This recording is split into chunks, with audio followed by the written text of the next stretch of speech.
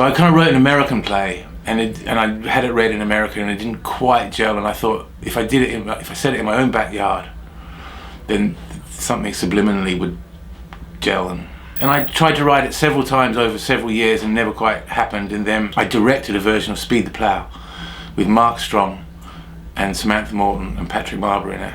And we spent 3 days in a rehearsal room, and by the end of those 3 days, I knew the structure of Blue Orange. I knew what I had to do. 3 people in a room, nothing else. I was living in Shepherd's Bush, and I was aware that the world that I lived in wasn't really on the stage in any meaningful way. The theatre was very, very white then, it just was.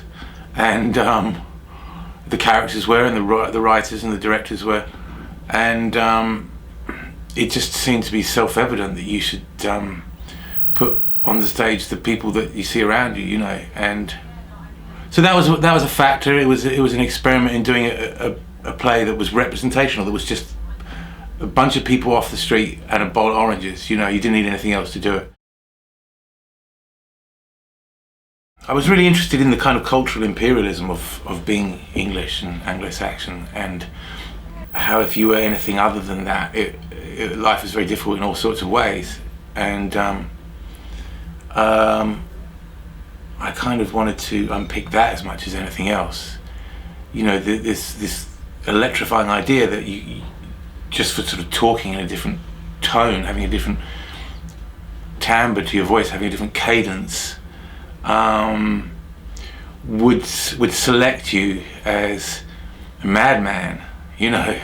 I thought it was an irresistible idea.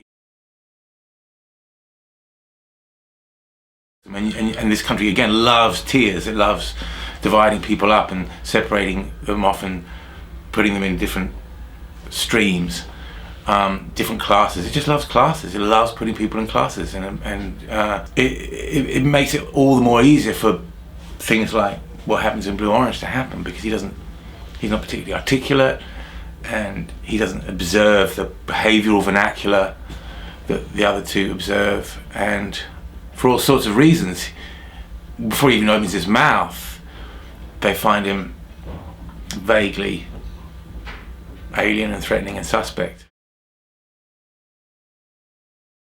Figure out what your story is. Figure out what you're most passionate about, and what you can do best, and what is just in your DNA.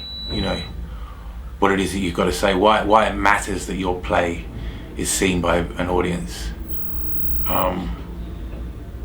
and what your comfort zone is. You know, what you can do, really, really, really well, and no one else can do. What makes you unique, you know, as a writer.